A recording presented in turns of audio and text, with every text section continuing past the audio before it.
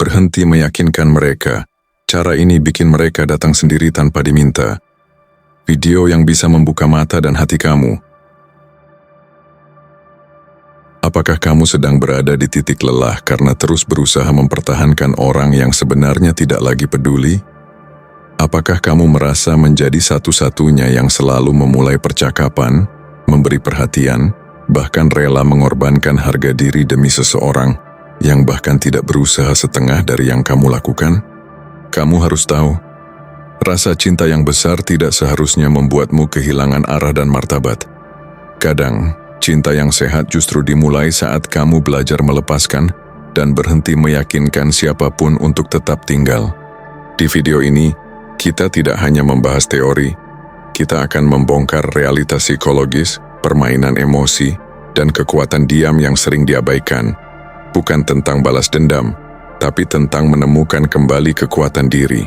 Tentang bagaimana kamu bisa membuat mereka datang tanpa kamu harus bicara sepatah kata pun. Kamu akan belajar mengapa meyakinkan justru membuatmu tampak lemah di mata mereka. Bagaimana hukum tarik-menarik bekerja dalam hubungan secara alami. Kenapa seseorang justru menghargai kamu setelah kamu pergi, bukan saat kamu berjuang. Seni menarik perhatian tanpa berbicara, tanpa memohon, tanpa drama. Cara bangkit, berubah diam-diam, dan membiarkan kepergianmu menjadi penyesalan terbesar mereka. Jangan salah paham, video ini bukan untuk membuat kamu jadi keras hati, tapi untuk menyadarkanmu bahwa cinta bukan hanya tentang bertahan, tapi juga tentang keberanian melepaskan dan membiarkan semesta berbicara. Jika kamu sedang di titik dikhianati tapi masih ingin memperbaiki, diabaikan padahal sudah memberikan segalanya, mencintai seseorang yang bahkan tidak menghargai kehadiranmu, merasa selalu menjadi pihak yang paling berjuang, maka video ini adalah untukmu.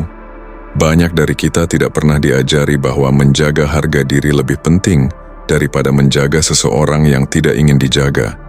Dan saat kamu mulai fokus membangun dirimu, percaya, akan ada saatnya mereka yang dulu pergi akan mencari, menyesal, dan memohon kembali.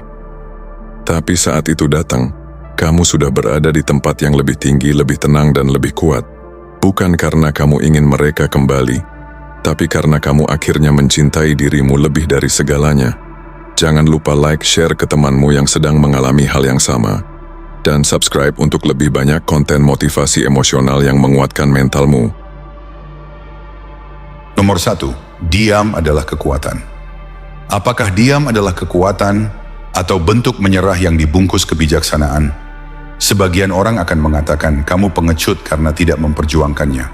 Yang lain akan menyebutmu kuat karena mampu melepaskan. Tapi siapa yang benar? Dan apakah kebenaran memang harus memilih sisi? Di saat seseorang yang kamu cintai perlahan menjauh, dorongan pertama yang muncul hampir tak bisa dilawan. Ingin memperbaiki. Ingin bicara, ingin menjelaskan apa yang kamu rasakan, seolah kata-kata bisa menjadi jembatan untuk menariknya kembali. Kamu mulai menyusun kalimat-kalimat yang tidak pernah terkirim.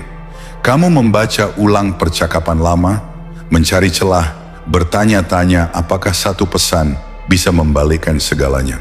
Dalam benakmu ada bisikan, katakan sesuatu mungkin dia akan kembali. Tapi saat kamu melakukannya, satu hal diam-diam terjadi. Kamu menegaskan kekuasaannya atasmu.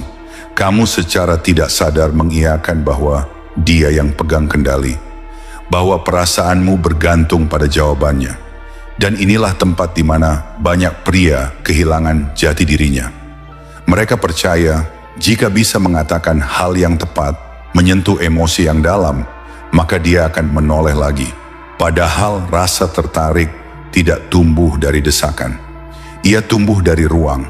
Diam bukanlah pelarian, ia bukan bentuk kekalahan, ia adalah keputusan, bukan untuk membuatnya kembali, tapi untuk mengembalikan dirimu ke pusat yang selama ini kamu tinggalkan demi mempertahankan sesuatu yang mulai memudar.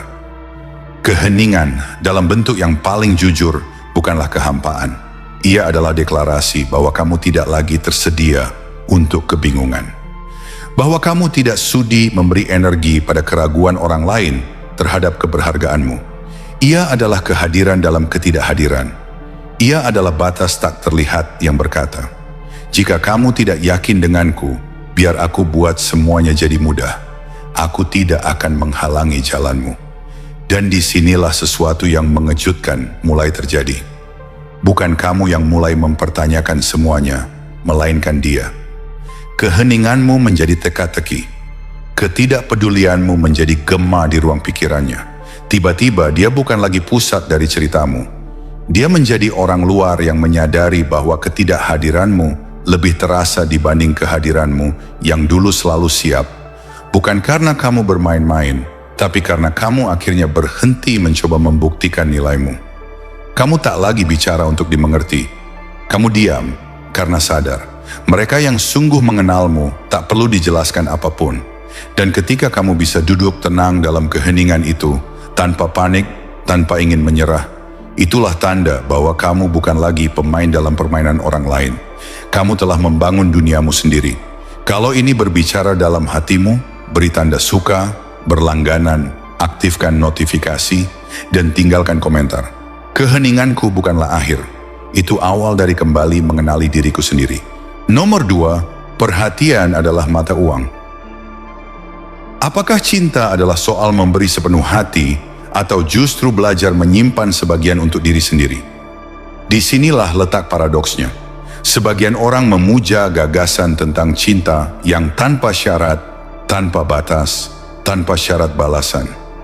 Tapi apa jadinya jika memberi tanpa batas justru menjadi mata uang yang dibakar sia-sia di altar orang yang tidak pernah benar-benar menghargainya? Perhatianmu adalah kekuatan, dan lebih dari itu, ia adalah investasi. Setiap detik yang kamu habiskan untuk mengecek notifikasinya, setiap lamunan yang melayang padanya, setiap percakapan imajiner yang tak pernah terjadi, semuanya adalah bentuk investasi emosional yang tak terlihat, namun nyata. Tapi apa yang terjadi saat kamu terus-menerus berinvestasi pada seseorang yang sudah meninggalkan proyek ini? Di dunia batin yang tenang, para filsuf bijak dari masa lalu telah lama mengingatkan, apa yang kamu beri perhatian, itulah yang kamu beri kehidupan. Maka ketika kamu terus-menerus menuangkan energimu kepada seseorang yang telah berjalan menjauh, yang sesungguhnya kamu lakukan bukan mempertahankan cinta, tapi memperpanjang luka. Kamu tidak sedang mengupayakan keutuhan, kamu sedang memberi makan versi dirimu yang merasa tak cukup tanpa validasi dari luar. Tapi saat kamu sadar bahwa perhatianmu adalah emas dan kamu memutuskan untuk menariknya kembali, segalanya mulai berubah. Bukan hanya dalam hubungan itu, tapi dalam diri kamu sendiri. Kamu berhenti menjadi pecandu ilusi. Kamu berhenti merawat bayang-bayang yang tak lagi hidup. Dan seperti siang yang tiba-tiba kehilangan mataharinya, kepergian energimu terasa. Karena selama ini, bukan hanya kehadiranmu yang berarti, tapi juga betapa mudahnya kamu hadir. Dan ketika kamu tak lagi ada, ketika notifikasi darimu tak kunjung muncul, ketika kamu tidak lagi diam-diam mengamati, itulah momen ketika seseorang mulai menyadari kehilangan. Bukan karena kamu memaksa mereka untuk merasakannya, tapi karena ketidakhadiranmu menciptakan kehampaan yang tak bisa diabaikan. Ya, ini bukan tentang balas dendam, bukan permainan. Ini kesadaran bahwa kamu punya kekuatan untuk memutus aliran energi dari ego orang lain dan mengalirkannya kembali ke dalam dirimu. Saat kamu berhenti memberinya perhatian, kamu bukan hanya berhenti memberi makan egonya, kamu sedang memberi makan jiwamu yang selama ini kelaparan akan penghargaan dari dalam. Dan jika hari ini kamu memilih untuk melindungi energimu seperti harta yang tak ternilai, bukan karena kamu keras, tapi karena kamu sadar, itulah bentuk cinta tertinggi, mencintai diri sendiri tanpa perlu penonton. Kalau kamu merasa waktunya sudah tiba untuk berhenti memberi emas pada tangan yang tak menjaganya, tekan tombol suka, berlangganan, aktifkan notifikasi, dan komentar di bawah.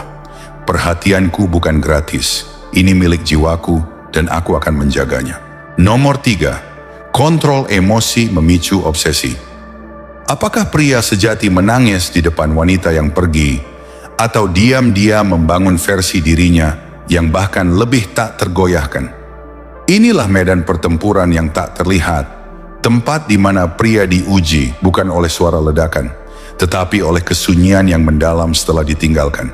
Di titik ini, sebagian tenggelam, Sebagian lagi bangkit dalam diam. Ketika seseorang meninggalkanmu, mereka biasanya sudah bersiap untuk menjadi pusat dari drama emosionalmu. Mereka bersiap menghadapi reaksi, air mata, pesan panjang, panggilan tengah malam. Mereka berharap untuk melihatmu hancur, karena kehancuranmu adalah pengakuan tak langsung bahwa mereka masih penting. Tapi bagaimana jika kamu tidak memberi mereka itu? Bagaimana jika kamu memilih ketenangan, bukan karena tidak peduli, tetapi karena kamu sadar siapa yang seharusnya memegang kendali? Ketika emosi menggebu di dalam dada, dan kamu tetap tenang di permukaan, itulah momen kekuatanmu mengalir. Bukan karena kamu mematikan rasa, tapi karena kamu telah menguasai satu hal yang bahkan dunia pun tak bisa sentuh, reaksimu sendiri. Inilah inti dari kebijaksanaan yang telah diam-diam diwariskan sejak zaman para filsuf. Orang bebas adalah dia yang tidak menjadi budak emosinya. Dan dari ketenangan itulah obsesi mulai tumbuh. Bukan dari apa yang kamu katakan, tapi dari apa yang kamu tahan untuk tidak katakan. Dia mulai bertanya-tanya, kenapa kamu tidak bereaksi? Kenapa kamu tidak marah? Kenapa kamu tidak menunjukkan bahwa kamu terluka? Pertanyaan-pertanyaan itu perlahan berubah menjadi keraguan, lalu menjadi rasa ingin tahu, dan akhirnya menjadi obsesi. Karena misteri memiliki daya tarik yang jauh lebih kuat daripada drama. Ketika dia tidak bisa membaca kamu, ketika dia tidak bisa lagi memprediksi kamu, kamu bukan lagi cerita lama yang telah ia kuasai. Kamu menjadi teka-teki baru yang belum ia pecahkan. Dan teka-teki itu, jika kamu terus menjaganya dengan tenang dan elegan, menjadi alasan dia kembali memikirkanmu, meskipun dia tidak mengakuinya. Ini bukan tentang permainan. Ini bukan tentang manipulasi. Ini tentang mengambil kembali kehormatan emosionalmu dan menjadikannya tameng, bukan luka. Karena seorang pria yang mampu menahan badai di dalam dirinya tanpa memporak-porandakan dunia di sekitarnya adalah pria yang tak bisa dikendalikan, tak bisa ditebak, dan akhirnya tak bisa dilupakan. Jika kamu telah sampai di titik di mana emosimu bukan lagi kelemahan, tapi kekuatan yang terarah, tekan tombol suka, berlangganan, aktifkan notifikasi, dan komentar di bawah. Aku tidak menunjukkan luka, aku menunjukkan kedalaman. Nomor 4, hukum kelangkaan. Bukankah cinta seharusnya tanpa syarat? Tapi mengapa justru mereka yang selalu ada, yang selalu siap, yang akhirnya paling sering diabaikan? Inilah ironi yang tak banyak dibicarakan, bahwa kehadiran yang konstan seringkali dibayar dengan ketidakhadiran yang kejam dari orang yang dulu kita beri semuanya.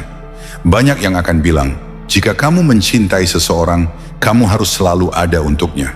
Tapi bagaimana jika justru kehadiran yang terlalu muda itu membuatmu terlihat tidak berharga? Dalam diam, semesta mengajarkan pelajaran ini. Sesuatu hanya menjadi istimewa ketika ia tidak selalu tersedia. Seperti matahari yang hanya muncul di pagi hari atau bintang yang hanya tampak saat malam datang. Apa yang langka selalu menggetarkan, selalu membuat kita menunggu, merindukan, dan menghargai. Dan kamu yang pernah selalu ada, telah memberi terlalu banyak tanpa disadari bahwa nilai paling tinggi dari sesuatu seringkali justru tumbuh dalam ketidakhadiran. Ketika kamu berhenti muncul di notifikasinya, ketika kamu tidak lagi menyukai ceritanya, tidak lagi mengirimkan candaan tengah malam, tidak lagi menjadi bayangan yang ia tahu akan selalu ada di ujung percakapannya, maka keheninganmu mulai bergema. Bukan sebagai sikap pasif, tapi sebagai pernyataan halus namun tegas bahwa kamu bukan miliknya untuk dianggap remeh. Kamu bukan pria yang akan terus hadir ketika dihargai seadanya. Kamu bukan sekadar kenyamanan yang tersedia tanpa batas waktu. Dan ketika kamu menarik energi itu, energi yang dulu ia pikir akan selalu bisa ia akses, di sanalah realitas mulai menghantam. Dia mulai merasa kosong, bukan karena kamu membalas dendam, tetapi karena kamu menata ulang batasan.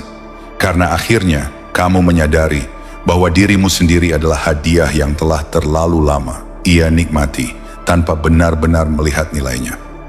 Seorang bijak pernah berkata, jika kamu ingin dihargai, jadilah seseorang yang keberadaannya tidak bisa didapatkan begitu saja.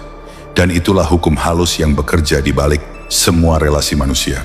Keberlimpahan menumpulkan rasa kagum, tapi kelangkaan menajamkan keinginan.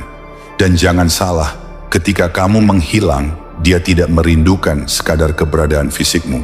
Dia merindukan dampakmu. Dia mulai mengingat bagaimana kata-katamu membentuk harinya, bagaimana kehadiranmu meredakan kekacauan batinnya. Dia akan meraba-raba dalam pikirannya, bertanya pada dirinya sendiri, apa yang terjadi? Kenapa dia tidak mengejarku? Apakah dia telah melupakan segalanya? Apakah aku bukan lagi sesuatu yang layak untuk dikejar? Ketika kamu tak lagi berjuang untuk tetap di dalam hidup seseorang yang tidak menghargaimu, kamu sedang memulihkan nilai dirimu sendiri. Kamu berhenti memberi bukan karena dendam, tetapi karena cinta sejati pada diri sendiri. Dan itulah momen ketika kamu berhenti menjadi pria yang memohon ruang dan mulai menjadi pria yang ruangnya dirindukan. Jadi jika kamu pernah merasa terlalu tersedia, terlalu bisa ditebak, terlalu sering mengalah demi kehadiran dalam hidup seseorang yang tak melihat nilaimu, ingat ini. Aku bukan udara yang kamu hirup tanpa sadar. Aku adalah musim yang datang dan mengubah segalanya saat ia tiba. Jika kamu sudah sampai di titik di mana kamu berhenti membayar eksistensimu dengan ketersediaan yang tak dihargai, tekan tombol suka, berlangganan, aktifkan notifikasi, dan komentar di bawah. Aku bukan pengisi waktu luang. Aku adalah ruang yang kau sadari berarti saat aku tiada. Nomor 5. Misteri hak istimewa mengganggu kenyamanannya. Ada satu hal yang jarang dibicarakan, tapi diam-diam membentuk seluruh dinamika dalam hubungan. Misteri. Sebagian orang menganggapnya permainan, sebagian lagi mencapnya manipulatif. Tapi mari kita lihat lebih dalam sebelum menilai. Misteri bukan tentang mempermainkan seseorang, bukan pula tentang menjadi teka-teki demi merasa unggul. Misteri sejati adalah tentang batas, tentang menjaga ruang batinmu tetap suci, tentang menolak jadi buku terbuka bagi seseorang yang tidak menghargai setiap halamannya. Dan ya, ini bisa terasa dingin bagi mereka yang terbiasa dengan kenyamanan, dengan prediktabilitas. Tapi justru di sanalah letak keindahannya. Kamu mencabut hak istimewa yang dulu mereka anggap pasti. Karena kenyamanan adalah kematian dari rasa penasaran.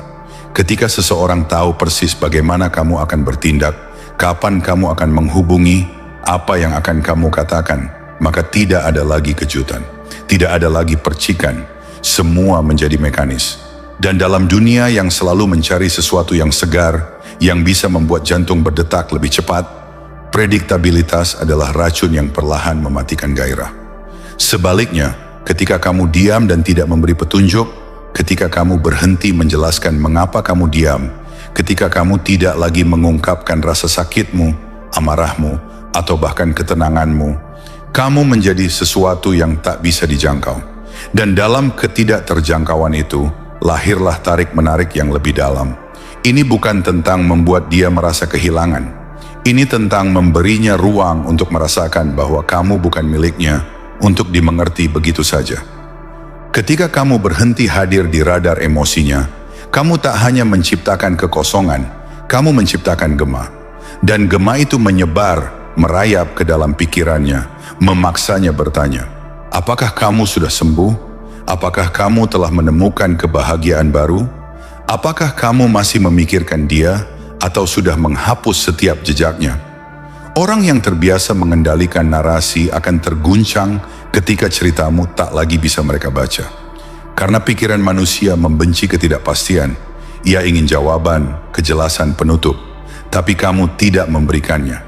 Kamu menjadi lingkaran yang tak tertutup, cerita yang berhenti di tengah kalimat. Dan dalam kekosongan itu, dia mulai menciptakan narasinya sendiri, yang seringkali jauh lebih intens daripada kenyataan. Pemahaman kuno mengajarkan bahwa tidak semua orang layak mengetahui isi dunia batin kita. Kita tak perlu membagikan setiap detak pikiran, setiap gerak hati, hanya demi merasa terlihat.